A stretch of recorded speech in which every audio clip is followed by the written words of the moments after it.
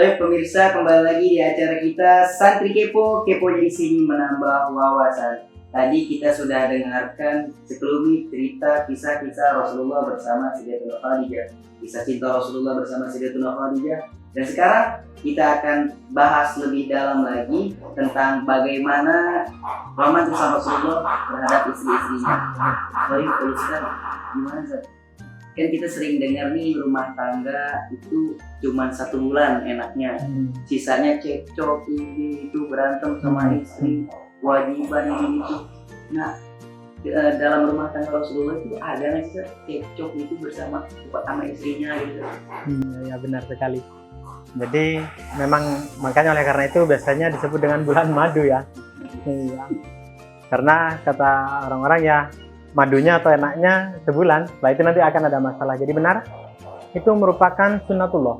Jadi masalah itu pun kita bahkan tahu Rasulullah SAW sendiri pernah bersabda, kata beliau, inna asyaddal bala al-anbiya thumma alladhina yalunahum walladhina yalunahum.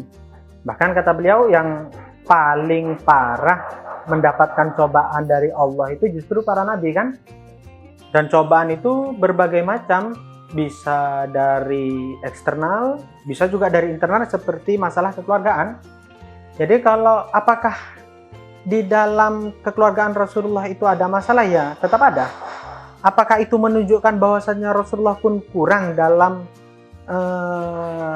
bersosial dengan keluarganya? Enggak, justru tidak. Jadi adanya permasalahan dalam keluarga Rasulullah ini justru sebagai rahmat bagi kita. Iya, kenapa demikian? Agar kita sadar ini loh Rasulullah Shallallahu Alaihi Wasallam. Jadi dalam kekeluargaan beliau sendiri pun ada itu sunnatullah, sudah hal yang wajar. Dan untuk menjelaskan kepada kita bahwasanya tidak ada manusia yang sempurna. Ya, jadi kita kepada istri melihat istri ada kurang paham agar bisa saling menutupi. Jadi kan seperti itu Rasulullah mengajarkan kepada kita bagaimana ketika Rasulullah menghadapkan istri mungkin yang sedang marah, sedang sumpek atau bahasa sekarang galau dan seterusnya, ya kan? Karena kalau Rasulullah SAW sendiri dalam kekeluargaannya tidak mengalami hal demikian, maka tidak akan ada pelajaran. Jadi nanti justru sulit kepada kita sebagai umatnya. Bahkan kita juga tahu kan ibadah yang paling luar biasa adalah sholat yang harus diperhatikan. Bahkan kita wajib sholat, mau sakit, mau gimana, tidak bisa berdiri duduk seterusnya. Dan Rasulullah pernah sekali lupa jumlah rakaat dalam sholat. Apakah kita akan bilang, loh Rasulullah berarti pernah lupa, tidak? Justru hal demikian itu sekali lagi sebagai kasih sayang Allah kepada kita. Karena dengan lupanya Rasulullah kita bisa belajar mengambil pelajaran. Contoh benar sekali. Jadi sekali lagi biar nggak salah paham kan. Ketika saya bilang apakah ada masalah? Ya ada, itu sunnatullah dan bukan menunjukkan kekurangan Rasul dalam mendidik istri atau dalam menjadi kepala keluarga Anda. Melainkan sebagai pelajaran bagi kita. Sebagai bentuk ya rahmat Allah kepada kita. Jadi contoh diantaranya ya cemburu, gitu kan? Itu hal yang wajar. Memang wanita memiliki perasaan yang lebih peka dibandingkan seorang pria, itu jelas ya. Mereka lebih mendahulukan hati dibandingkan kita pria logika. Itu hal yang biasa. Jadi terkadang ketika Rasulullah seperti tadi saya menceritakan bagaimana besarnya cinta Rasulullah kepada Sayyidatuna Khadijah, jelas Sayyidatuna Aisyah sebagai istri sah-sah saja kan memiliki sifat cemburu. Bahkan cemburu itu menunjukkan besarnya cinta seorang istri kepada suaminya. Jadi pernah Rasulullah itu merasakan cemburu kepada Sayyidatuna Aisyah pernah merasa cemburu kepada Rasulullah. Lalu Rasulullah menghiburnya dengan seperti tadi, memanggil ya Humaira, gitu kan. Rasulullah langsung ketika Sayyidatuna Aisyah memikir Sayyidatuna Khadijah, terus Rasulullah langsung memanggil di sini, wahai yang pipinya kemerah-merahan yang cantik, gitu kan. Jadi tenang. Nah, maka ada sekali lagi ada, dan Rasulullah bagaimana menyelesaikannya tergantung masalahnya. Maka tidak bisa kita kan seperti ini, seperti apa, kita lihat apa masalahnya. Jadi kalau cemburu kayak tadi, Rasulullah menghibur sebisa mungkin dengan cara memanggil dengan manja. Bahkan di dalam riwayat ya, sebenarnya bukan dari membaca. Kalau sebelumnya tadi saya membaca, ini saya pernah dengar langsung kisah ya, saat saya Afifuddin jalani ke sini beberapa kali dan dari masa yang lain, bahwasanya Rasulullah pernah memasak. Iya, beliau yang memasak. Jadi beliau menghidangkan makanan, minuman untuk istrinya. Jadi itu bentuk ketika ya cemburu. Jadi tetap ada kan, kita senang dilayani, begitu juga tetap pengen lah istri mungkin sekali-kali ya romantis itu. Jadi seperti itu. Ya. Reza, tadi kan antum udah cerita ini sama kita pemirsa di rumah tentang romantisan Rasulullah, kasih sayang Rasulullah sama Sayyidatuna Khadijah itu. Ada nggak itu cerita-cerita Rasulullah, kasih sayang Rasulullah bersama istrinya yang lain seperti Sayyidatuna Aisyah atau yang lain? Iya. Ada. Nah, jadi memang Rasulullah karena sifat romantis beliau itu dan beliau memiliki sifat adil kan. Jadi ketika beliau memiliki kisah romantis dengan salah satu istrinya, ya sebut saja tadi Sayyidatuna Khadijah ya. Dan kepada lainnya pun Rasulullah juga memiliki kisah-kisah romantis walaupun memang antara satu dan lain pastinya berbeda karena memang di Al-Qur'an sendiri Allah SWT sudah berfirman, kata Allah SWT dalam Al-Qur'an yang kurang lebih artinya itu kita tidak mungkin bisa adil atau sama dalam hal kasih sayang gitu kan. Untuk mencintai hal hati ini susah. Bahkan dalam bahasa Arab kan hati itu disebut kolbun ya, sumya bihi litaqallubihi karena memang berubah-ubah. Iya. Bahasa Arab lainnya hati juga fuad. Kata ulama sumya bihi li'anna fihi al-fawadin. Karena di dalam hati ini ada ibarat seperti 1000 lembah. Iya. Jadi bahkan dalam Indonesia pun ada pepatah yang mengatakan seperti ini kan, dalamnya laut bisa kita selami, tapi dalamnya hati siapa yang tahu? Belum bisa gitu kan. Jadi kalau untuk urusan hati ini susah. Kalau kita suka iya. Kalau kita sudah terlanjur suka, nggak bisa untuk membenci, susah kan? Kalau kita nggak suka, susah untuk suka. Jadi sekali lagi kisah romantis Rasulullah bersama istri yang lain ada, tapi mungkin memang yang paling banyak itu dengan Sayyidatuna Khadijah. Kenapa demikian? Karena memang besarnya cinta Rasulullah kepada beliau, karena memang besarnya pengorbanan Sayyidatuna Khadijah kepada Rasulullah SAW. Jadi ada contohnya, tadi saya sudah memberikan contoh kepada Sayyidatuna Aisyah ya kan, bagaimana Rasulullah memiliki panggilan manja atau panggilan mesra khusus untuk Sayyidatuna Aisyah. Dan ada kisah lain. Jadi pernah suatu saat ya, Rasulullah ini seperti tadi yang saya kisahkan, beliau itu kalau dibuatkan minuman oleh istrinya biasanya disuruh diminum dulu, lalu beliau mencari bekas bibir istrinya dan diminum. Ya, jadi minumnya berdua gitu kan. Nah, pernah suatu saat ini memang juga mungkin kelebihan dari Rasulullah SAW, juga mungkin sebagai pelajaran bagi kita kan, akhirnya pernah Rasulullah ini ketika dibuatkan minum oleh Sayyidatuna Aisyah, beliau tidak seperti biasanya. Jadi tiba-tiba beliau minum, tidak menyuruh Sayyidatuna Aisyah, bahkan tidak disisakan. Jadi iya, diminum sampai habis. Jadi Sayyidatuna Aisyah ini padahal sudah menunggu, karena biasanya Rasulullah menyuruhnya minum duluan atau nanti menyisakan. Jadi minum berdua romantis iya. Tapi pernah suatu ketika Rasulullah minum nih sampai habis. Jadi Sayyidatuna Aisyah bertanya-tanya, kok tumben ya? Mungkin haus, mungkin lagi mikir lain jadi lupa gitu kan. Akhirnya sudah Sayyidatuna Aisyah bawa ke belakang. Ketika mau dicuci gelas itu, Sayyidatuna Aisyah melihat masih ada tetes sudah tetes, jadi beliau ingin ngambil barokah. Tetaplah ini seorang Rasulullah SAW, jadi istri-istri beliau pun tetap ya banyak riwayat mengambil barokah dari beliau. Juga ada istri yang lain seperti mana kita mendengar kisah yang menempatkan keringat Rasulullah sehingga wangi, ada kan ya kita tahu. Jadi kembali ke kisah tadi, Sayyidatuna Aisyah melihat ada beberapa tetes. Jadi sama beliau diminum, gitu kan. Niatnya ingin mengambil barokah dari Rasulullah. Ketika diminum, subhanallah, ternyata rasanya aneh.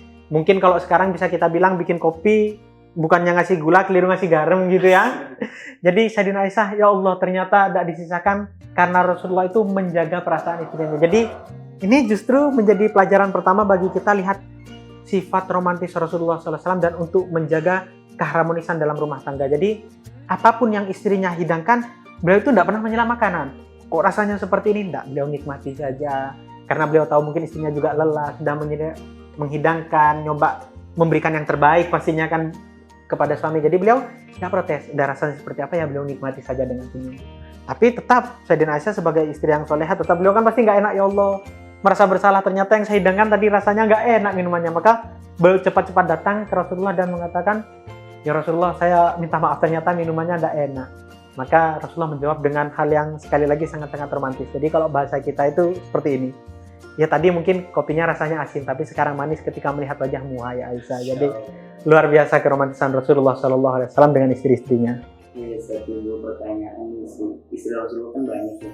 Dari Sayyidatuna Khadijah dan lain-lain itu. Apakah ada istri yang paling dicintai oleh Rasulullah? Iya. Jadi kalau ada yang paling dicintai, kembali lagi biar gak salah paham ya. Sekali lagi, Rasulullah ini basyarun lah. Tetap kita jangan sampai seperti orang-orang Yahudi yang mengatakan, oh ternyata Rasulullah manusia juga. Saya kira Rasul itu seperti mungkin malaikat. Ya tidak tentunya. Justru kalau Rasul itu diambil dari malaikat, gimana kita akan berinteraksi? Justru dari manusia seperti kita agar kita bisa mengambil hibroh pengalaman dan pelajaran. Nah, baik itu dalam dunia luar ya, seperti dalam bahasa Inggris pun kita memiliki pepatah yang sama, yaitu pengalaman adalah guru yang terbaik, ya kan? Jadi dari pengalaman, oleh karena itu Rasul itu diciptakan dari manusia seperti kita yang memiliki hati agar kita bisa melihat gimana sih ketika emosi Rasulullah mungkin lagi marah, ketika bersama istri, ketika lupa. Jadi kita bisa mengambil pelajaran. Nah, begitu juga dengan hati ini, tadi saya sudah bilang, begitu juga Allah SWT telah berfirman, kalau nggak bisa kita paksakan ya.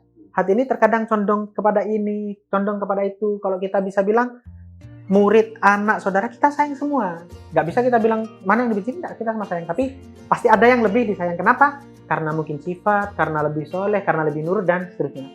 Begitu juga dengan Rasulullah SAW. Jadi, di antara istri-istri beliau memang ada yang paling beliau cintai, yang tidak lain ya, yang tadi sudah saya sebutkan juga, yaitu adalah Sayyidatuna Khadijatul Kubra. Jadi kenapa demikian? Rasulullah lebih mencintai Sayyidatuna Khadijah bukan tanpa alasan, tapi memang karena pertama kita tahu ya, bagaimana perjuangan Rasulullah SAW itu sangat besar ketika dicaci maki, dikejar-kejar oleh bahkan bukan hanya kafir Quraisy, keluarganya sendiri. Siapakah yang melindungi Rasulullah pada saat itu adalah Sayyidatuna Khadijah, adalah seorang yang salah satu saudagar terkaya di negeri Syam, ya kan? Kita gambarkanlah untuk mempermudah ya. Kita kan sekarang nih di Pondok Dalwa di Bangil lah. Anggaplah Sayyidina Khadijah ini orang yang paling kaya di Bangil. Walaupun Bangil ini masuk Pasuruan, masuk Jawa Timur ya, tapi kita bilang lah Sayyidina Khadijah ini orang paling kaya di Bangil pada saat itu. Jadi orang-orang untuk mengganggu Rasulullah juga segan. Segan dalam artian seperti ini. Orang-orang memang, ayo jangan dikasih makan, kan dalam Sirah Nurul Yakin seperti itu. Biar mereka jera kelaparan. Dari mana Rasulullah tetap makan? Mengambil harta Sayyidatuna Khadijah yang tadinya paling kaya, bahkan sampai menjadi paling miskin demi Rasulullah SAW. Jadi buat membantu umat Islam. Hanya demi membantu umat Islam. Jadi benar-benar ikhlas. Jadi bisa kita bayangkan ya, orang paling kaya sekota Bangil sampai jadi paling miskin. Nah, jadi dalam riwayat itu kenapa saya bilang paling miskin? Karena pernah dalam salah satu riwayat ketika Rasulullah SAW pulang berdakwah, duduk bersama para sahabat karena saat itu Islam mungkin masih lemah, masih diganggu ya. Jadi Rasulullah menguatkan mereka, iman mereka, ayo sabar. Insya Allah nanti Allah akan memberikan bantuan ya. Sebelum Sayyidina Umar masuk Islam, seperti kan. Maka ketika Rasulullah telah menguatkan umat muslim ya, beliau pulang ke rumah.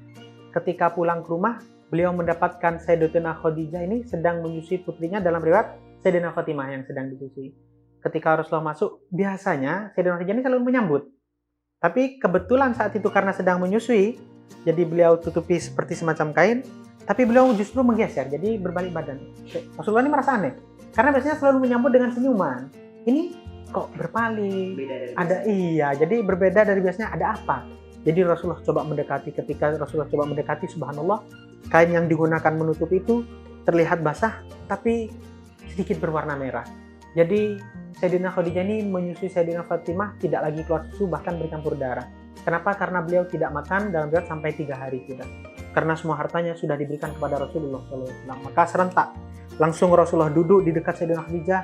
Ya, bahkan di riwayat beliau ke pangkuan Sayyidina Khadijah, memeluk dan mengatakan, wahai Khadijah, jujur coba, nyesel enggak sih menikah denganku ini sebenarnya?